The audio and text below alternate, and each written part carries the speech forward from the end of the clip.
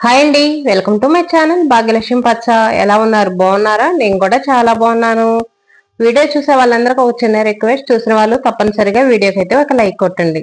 ఏంటి ఉదయాన్నే జుట్టు ఎరబోసుకొని కూర్చుంది అనుకుంటున్నారా? తలస్నానం చేసి 2 days అవుతుంది. తలకైతే కొబ్బరి నూనె పెట్టలేదు. అసలు కొబ్బరి నూనె అనేది పెట్టకుండా నేనైతే ఉండలేను అనుకోండి, నాకైతే చిరాకు వచ్చేసిద్ది. అందుకని ఈ రోజు ఇంకా ఉదయాన్నే అయితే ఆయిల్ పెట్టేస్తున్నాను. ఈ రోజు పిల్లలకు కూడా స్కూల్ లేదు కదా, ఇంకా ఉదయాన్నే పనులు అయితే హడావుడు లేదు. అందుకనే ప్రశాంతంగా అయితే కూర్చున్నాను. ఈ రోజు బయట ఊడ్చే పని లేదు. ముగ్గు అయితే వేసానులే కానీ బయట ఊడవటం, గచ్చు కడటం ఆ పని అయితే లేదు. వర్షం పడ్డది నైట్. ఇంకా లేచిన వెంటనే ముగ్గు అయితే వేసాను. మనం ఒక మంచి విషయం గురించి అయితే మాట్లాడుకుందాం. ఏదో ఒక టాపిక్ అనేది కొంచెంసేపు మాట్లాడుకుంటున్నాం కదా, అదే విధంగా అయితే మాట్లాడుకుందాం. ఇంకా రోజువారీ పనులు అంటే మనం ఇవే కదా, రోజు ఇంకా డైలీ అంటే ఇంక ఇదే ఉంటది కదా. అందుకని రోజుకు ఒక టాపిక్ అనేది ఏదైనా 4 మంచి విషయాలు అనేవి మాట్లాడుకుందాము. ఈ రోజుల్లో రిలేషన్స్ అనేవి ఎంత స్ట్రాంగ్ గా ఉంటున్నాయి. అది ఏ రిలేషన్ అయినా కానీ, భార్యాభర్తలు కానీ, స్నేహితులు కానీ, లేదనుకోండి తోడబుట్టిన వాళ్ళు కానీ, ఇంకెవరిదైనా కానీ రిలేషన్స్ అనేవి అసలుకి స్ట్రాంగ్ గా ఉంటున్నాయ్యా. అసలు స్ట్రాంగ్ గా ఉండాలంటే మనం ఏం చెయ్యాలి? నిజాయితీగా ఉన్న బంధం కోసం జీవితకాలం ఎదురు చూసినా తప్పు లేదు. కానీ నటనతో కూడిన బంధాలుంటాయి చూడండి, వాటి కోసం మనం ఒక్క నిమిషం టైం కూడా మనం వేస్ట్ చేసుకోకూడదు. కొంతమంది ఎక్కువగా నటిస్తా ఉంటారు ప్రతి విషయంలోనూ. మనతో మంచిగా మాట్లాడినా, ఒక పని చేసినా, మనతో ఏదైనా చెప్పినా సరే, వాళ్ళ మాటల్లో వాళ్ళ చేతల్లో మొత్తం అంతా నటనే ఉంటది అనుకోండి. మనసులో ఒకటి ఉంటది, బయటకి ఒక రకంగా మాట్లాడతారు. ఇలాంటి వాళ్ళు బయటికి ఎంత ప్రేమ నటించినా సరే వీళ్ళ బంధం అనేది ఎక్కువ నిలబడదు. వీళ్ళతో మనం ఎక్కువ ట్రావెల్ చేయలేము. ఉదాహరణకు చెప్పాలంటే ఈ రోజుల్లో బంధం అనేది తామరాకు మీద నీటి బొట్టు లాంటిది. అది ఎప్పుడు జారిపోతుందో ఎవరికీ తెలియదు. అందుకని ఎవరి మీద ఎక్కువ ఆశలు పెట్టుకోవటం మంచిది కాదు. నిజంగా చెప్పాలంటే మనల్ని మనమే నమ్ముకోవాలి. ఒకళ్ళ మీద ఆశించటం కన్నా ఒకళ్ళ మీద నమ్మకం పెట్టుకోవటం. ఎవరో వస్తారు, ఏదో చేస్తారు, పిల్లలు పెద్దవాళ్ళు అవుతారు, వాళ్ళు పెద్దవాళ్ళు అయిన తర్వాత మంచి జాబులు చేస్తారు, అప్పుడు మన లైఫ్ బాగుంటదని ఇవన్నీ పిచ్చి నమ్మకాలు పెట్టుకోకూడదు. అసలుకి మనల్ని మనమే నమ్ముకోవాలి. కొన్ని బంధాలైతే అవి ఉన్నప్పుడు వాటి విలువ తెలియదు. వాళ్ళు లేనప్పుడే వాటి విలువ మనకు తెలిసొచ్చుద్ది. తెలుసుకున్న తర్వాత మనకు కావాలనుకున్నా కూడా రావు. ముఖ్యంగా మనం పెళ్లి కాకముందు అమ్మా నాన్న దగ్గర ఉంటాం కదా. అమ్మా నాన్న దగ్గర ఉన్నప్పుడు వాళ్ళ విలువ అనేది మనకు తెలియదు. ఏదో రోజువారీ వాళ్ళు తిడతా ఉంటారు, అరుస్తా ఉంటారు, ఆ పని చేయలేదు, ఈ పని చేయలేదు అంటా ఉంటారు అని చెప్పేసి మనం అదే ధోరణిలో ఉంటాము. వాళ్ళ మీద ఒక్కోసారి కోపపడతాం, కోపం పెంచుకుంటా ఉంటాము. కానీ పెళ్ళయి అత్తగారింటికి వచ్చిన తర్వాతే మన అమ్మా నాన్న విలువ తెలిసి వచ్చింది మనకి. మన ఇంట్లో మనం ఎలా ఉన్నాము, ఎంత ఫ్రీగా ఉన్నాము, ఏది చేసినా, ఏం మాట్లాడినా, ఏం తిన్నా గానీ మనల్ని అడిగే వాళ్ళు ఉండరు. ఏదో మనం పెద్ద తప్పు చేస్తే తప్పనిచ్చి పేరెంట్స్ అనేవాళ్ళు చిన్న చిన్న తప్పులకి మనల్ని తిట్టరు. కానీ పెళ్ళయి అత్తగారింటికి వెళ్ళిన తర్వాత అలా ఉంటదా? ఉండదు. అన్ని కండిషన్లే ఉంటాయి. పుట్టింట్లో ఉన్న ఫ్రీడమ్ అనేది మనకు ఉంటదా? ఉండదు. ఏ పని చేయాలన్నా అన్ని కండిషన్లు. నుంచోవాలన్నా, కూర్చోవాలన్నా, పడుకోవాలన్నా, తినాలన్నా ప్రతి ఒక్క విషయానికి కండిషన్ అనుకోండి. ఈ టయానికి తినాలి, ఇంట్లో వాళ్ళందరూ తిన్న తర్వాతే మనం తినాలి, ఇంట్లో వాళ్ళు ఎవరు తినకుండా తినకూడదు. మన ఇంట్లో అలా ఉంటదా? ఫస్ట్ మనమే తింటాం. అమ్మా నాన్న తినకుండా కూడా ఫస్ట్ మనకే పెడతారు. ఏదైనా కూరగాయ ఏమన్నా కొంచెమే ఉందనుకోండి, ముందు పిల్లలు తిన్న తర్వాత తర్వాత పేరెంట్స్ తింటారు. వాళ్ళ అత్తగారింట్లో అలా ఉంటదా? ఉండదు కదా. ఇంట్లో వాళ్ళందరూ తిన్న తర్వాత మిగిలితే మనం తినాలి, మిగలలేదనుకోండి ఇంకా అంతే. అప్పుడు మనకు తెలిసొచ్చిద్ది అమ్మా నాన్న విలువేంటి, పుట్టింట్లో ఉంటే ఎలా ఉంది కనుక అని. పెళ్ళైనాక అత్తగారి ఇల్లు పుట్టిల్లు అనే కాదు, చదువుకుంటా ఎక్కడికన్నా హాస్టల్కి అలా వెళ్తాము. ఇంట్లో ఉన్నప్పుడు ఎలా ఉంటది, మనకి ఎంత ఫ్రీగా ఉంటాము. హాస్టల్కి వెళ్ళామనుకోండి, ఆ ఫ్రీడమ్ అనేది పిల్లలకు ఉంటుందా? ఉండదు. ఇంట్లో ఉన్నప్పుడు అమ్మ ఆ పని చెప్పిద్ది, ఈ పని చెప్పిద్ది, ఎప్పుడు ఏదో ఒక పని చేపిస్తుంది అని పిల్లలు విసుక్కుంటా ఉంటారు. చదువు మీద ఎక్కడికన్నా బయటకెళ్ళి ఉంటే బాగుండు అనుకుంటారు. బయటకెళ్ళి ఉన్న తర్వాత తెలిసి వచ్చింది వాళ్ళకి ఇంటి విలువ, పేరెంట్స్ విలువ అనేది. ఇంటి దగ్గర పనులు చేసినా, పేరెంట్స్ తిట్టినా కానీ వాళ్ళకి అదొక ఫ్రీడమ్ అనేది ఉంటది. హాస్టల్కి వెళ్ళారనుకోండి, అక్కడ ఫ్రీడమ్ ఉంటుందా? పిల్లలకి ఉండదు. అలాగే తోడబుట్టిన వాళ్ళు అందరం కలిసి ఉన్నప్పుడు ఒకళ్ళ విలువ ఒకళ్ళకి తెలియదు. అందరం కొట్టుకుంటా, తిట్టుకుంటా, పోట్లాడుకుంటా ఉంటాము. తర్వాత ఎవరి జీవితాలు వాళ్ళకయ్యి వేరు వేరుగా అయినప్పుడు అప్పుడు ఒకళ్ళ మీద ఒకళ్ళకి ఎక్కువ ప్రేమ అవుతాయి. వాళ్ళ దగ్గరికి వీళ్ళు వెళ్ళాలన్నా, వీళ్ళ దగ్గరికి వాళ్ళు రావాలన్నా అన్ని కండిషన్ లేననుకోండి, ఒకళ్ళ పర్మిషన్ తీసుకొని వెళ్లాల్సి వచ్చింది. దగ్గరున్నప్పుడు ఒకళ్ళ మీద ఒకళ్ళకి అంత ప్రేమలు ఉండవు, కొట్టుకుంటా తిట్టుకుంటా ఉంటుంటారు. దూరంగా వెళ్ళినప్పుడు కలిసి ఉండాలి. ఒకళ్ళకొకళ్ళకి ఏదైనా కష్టం వచ్చినప్పుడు మనం వెళ్ళాలి, హెల్ప్ చేయాలి అని మన మనసులో ఉన్నా సరే మనం వెళ్ళలేము. ఎందుకంటే ఒకళ్ళ పర్మిషన్ తీసుకొని వెళ్ళాలి కాబట్టి. బంధాలు నిలబడాలంటే ఒకరి మీద ఒకరికి నమ్మకం ఉండాలంటారు. నమ్మకం ఒక్కటి ఉంటేనే సరిపోదు. ఒకరినొకరు అర్థం చేసుకోవాలి. అప్పుడే ఆ బంధాన్ని ఎవరు విడగొట్టలేరు. ఆ బంధం అనేది అంత స్ట్రాంగ్ గా ఉంటది. కొన్ని బంధాలు ఉంటాయి, వాళ్ళ అవసరానికి వాడుకుంటారు, వదిలేస్తారు. వాళ్ళకి ఏదైనా పని ఉందనుకోండి, మనల్ని పిలిచి మనకు ముచ్చట్లు చెప్పేసి వాళ్ళ పనులన్నీ చేపించుకుంటారు. వాళ్ళ పనులు అయిపోయిన తర్వాత మన వైపు తిరిగి చూడను కూడా చూడరు. బంధం ఎప్పుడు మనకి నేనున్నాననే ధైర్యాన్ని ఇవ్వాలి. మనకి నచ్చినప్పుడు మాట్లాడటం, నచ్చినప్పుడు మాట్లాడకుండా ఉండటం, వాళ్ళకి సమయం ఉన్నా లేకపోయినా సరే కల్పించుకొని మనతో ప్రేమగా ఆప్యాయతగా 4 మాటలు మాట్లాడాలి. అంతేగాని వాళ్ళకి అవసరం వచ్చినప్పుడు, వాళ్ళకి ఏ పని లేక ఖాళీగా ఉన్నప్పుడు వచ్చి మనతో మాటలు కలపటం, మాట్లాడటం కాదు.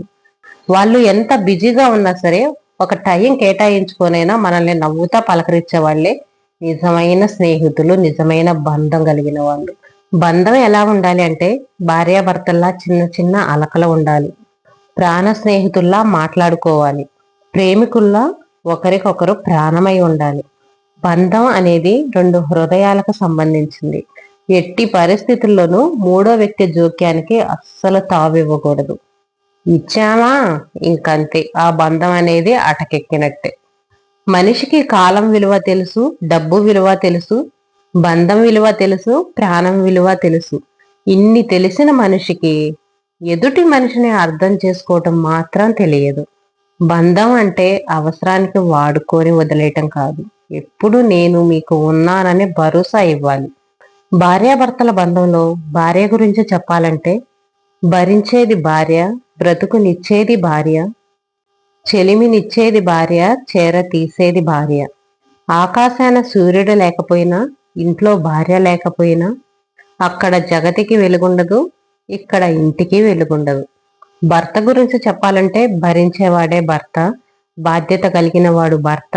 భర్త బాధ్యతగా లేకపోతే ఆ కుటుంబం అనేది చిన్నాభిన్నమైపోయింది. సముద్రం లాంటి సంసారాన్ని ఈదేవాడే భర్త. ఒక భర్తగా, తండ్రిగా వాళ్ళ బాధ్యతలు కూడా చాలా ఉంటాయి. ఎవరి బాధ్యతలను వాళ్ళు సక్రమంగా నిర్వర్తిస్తూ బంధాలని నిలబెట్టుకోవాలి. బంధాలు స్ట్రాంగ్ గా ఉండాలి. కష్టాల్లో సుఖాల్లో ఒకరికొకరు తోడుగా ఉండాలి. అది స్నేహితులైనా కానీ, భార్యాభర్తలైనా కానీ, తోడబుట్టిన వాళ్ళైనా కానీ, ఎవరైనా సరే. కష్టం అనేది మనకు వచ్చినప్పుడు నేనున్నాననే భరోసా ఇవ్వాలి. 2 చేతులు కలిస్తేనే చప్పట్లు అన్నట్టు బంధం అనేది ఇద్దరు మనుషుల మధ్య ఉన్నప్పుడు ఇద్దరు స్ట్రాంగ్ గా ఉండాలి. ఒకళ్ళు స్ట్రాంగ్ గా ఉండి ఒకళ్ళు వీక్ గా ఉన్నా సరే ఆ బంధం అనేది ఎక్కువ కాలం నిలబడదు. ఇంక ఈ రోజు మన పనుల విషయానికి వస్తే, ఈ రోజు ఉదయం నుంచి వర్షం స్టార్ట్ అయింది అనుకోండి, తలకైతే బాగా ఆయిల్ అయితే పెట్టేసి జడైతే వేసుకున్నాను. ఇప్పుడైతే హాయిగా ఉందనుకోండి. ఆయిల్ పెట్టుకొని మర్దనా చేసుకుంటుంటే అసలు బాగా నిద్ర వచ్చినట్టుగా భలే హాయిగా అనిపించేసింది. ఈ రోజు టిఫిన్ అయితేనేమో దోశల పిండి అయితే కలిపేసి పక్కన పెట్టేశాను. చట్నీ కోసం పల్లీలు అయితే వేయించాను. ఈ రోజు ఉతకాల్సిన బట్టలు కూడా చాలా ఉన్నాయి. ఇంకా పిల్లలు హాస్టల్ నుంచి వచ్చారంటే బట్టలు చాలా తీసుకొస్తారు కదా. ఇంకా దీపావళికి 2-3 రోజులు సెలవులు ఇచ్చారులేని వచ్చారు. అంతకు ముందు దసరా పండగప్పుడు వెళ్ళేటప్పుడేమో ఇంకా మేము ఇప్పుడు అల్లారాము, సంక్రాంతి పండగకే వచ్చేది, దీపావళికి ఒక్క రోజే కదా, ఇంకా అటు ఇటు ఏం తిరుగుతాంలే రాములే అన్నారు. కానీ పండగ రాగానే ఫోన్ల మీద ఫోన్లు చేసి మేము ఇంటికి వస్తాం మాకు సెలవు అని గోల గోల అనుకోండి. ఇంకేం చేస్తాం, తప్పదు కదా, ఇంకెళ్ళి పిల్లల్ని అయితే తీసుకొచ్చాము. ఇంకా పిల్లలు వచ్చేటప్పుడు బట్టలు అయితే ఇంకెక్కువ వస్తానే ఉంటాయి. ఈసారి మాత్రం చాలా తక్కువే వచ్చినాయి. బట్టలన్నీ ఉతికేసాను. ఇంకా వర్షం అయితే స్టార్ట్ అయిందనుకోండి. ఇదిగో చూడండి, బట్టలు మొత్తం ఉతికేసాను, గోడ మీద వేసాను. నీళ్లు ఒడిస్తే నీళ్లు ఒడిచిన తర్వాత ఆరేద్దామని చెప్పేసి గోడ మీద అయితే వేసి ఉంచాను. ఇంకా వర్షం అనేది స్టార్ట్ అయింది. చూడండి, వర్షం పడతా ఉంది. ఈ వర్షంలో ఈ బట్టలన్నీ ఎక్కడ ఆరేసుకోవాలి? రోజువారీ ఇంట్లో బట్టలే ఎక్కడ ఆరేసుకోవాలో అర్థం కావట్లేదు. 3 మనుషులు ఉంటేనే. ఈ రోజైతే ఎగస్ట్రా బట్టలు చాలా ఉన్నాయి. దానితోటి బెడ్షీట్ మార్చాను కదా, ఇంకా బెడ్షీట్ మార్చి బెడ్షీట్ ఉతికాను. ఆ బెడ్షీట్ అనేది త్వరగా ఆరదు. ఆరేయాలన్నా సరే ఎక్కువ ప్లేస్ ఆక్రమించింది, వెడల్పుగా ఉంటది కదా. కొన్ని బట్టలు అయితే ఇంకా తీగల మీదే ఉన్నాయి. బట్టలు అయితే ఇప్పుడు డాబా మీద ఆరేయట్లేదు, అందుకనే కొన్ని బట్టలు అయితే ఆరట్లేదు. కింద ఆరేస్తుంటే ఇంకా నైట్ అంతా అలాగనే ఉంచేసాను. నైట్ వర్షం పడ్డదు కదా, ఇంకా ఆ బట్టలు కూడా తడిసిపోయినాయి. ఏం చేస్తే ఇంకా తీగల మీద బట్టలే ఉన్నాయి. ఈ రోజు ఇంటి నిండా బట్టలేననుకోండి, వీటిని ఎక్కడ ఆరేయాలో కూడా అర్థం కావట్లేదు. వర్షాలు అసలుకి వద్దంటే వస్తున్నాయి అనుకోండి. ఈ సంవత్సరం పొలాలన్నీ ఉరకేసిపోయినాయి అనుకోండి. అసలు చేలల్లో ఒకటే గడ్డి, కలుపులు తీస్తున్నారు. కలుపులు తీసినా సరే వర్షం పడ్డదుగా ఈరోజు, ఈరోజు ఇంటి దగ్గరే ఉండాల్సి వచ్చింది. పొలాల నిండా ఎక్కువ గడ్డేననుకోండి, గడ్డి బాగా ఎక్కువైపోయింది. వర్షం పడి 4 రోజులు ఆరింది అనుకునేటప్పటికి ఇంకా మళ్ళీ వర్షం స్టార్ట్ అవుతుంది. ఇంకెక్కడ గ్యాప్ ఉండేది. ఇంకా అక్కడికి ఇప్పుడు గడ్డి మందులు వచ్చినాయి కదా, పొలాలకి ఎక్కువ అందరు గడ్డి మందు కొడుతున్నారు. గడ్డి మందు కొట్టినా సరే కొన్ని చాలల్లో ఇంకా గడ్డి ఎక్కువగానే ఉంటుంది. ఈ రోజు ఇంకొక ఘనకార్యం, ఇంకొక ఎగస్ట్రా పని ఏంటంటే కోతి వచ్చిందండి. కోతి వచ్చేసి ఇంకో కుర్తి బకెట్ ఉంది కదా ఇక్కడ, మొత్తం దొలిచేసింది. కుడితి మొత్తం పోయినాయి. ఇంకా ఎలాగో బకెట్ నిండుగా లేవు, కొంచెమే ఉన్నాయి.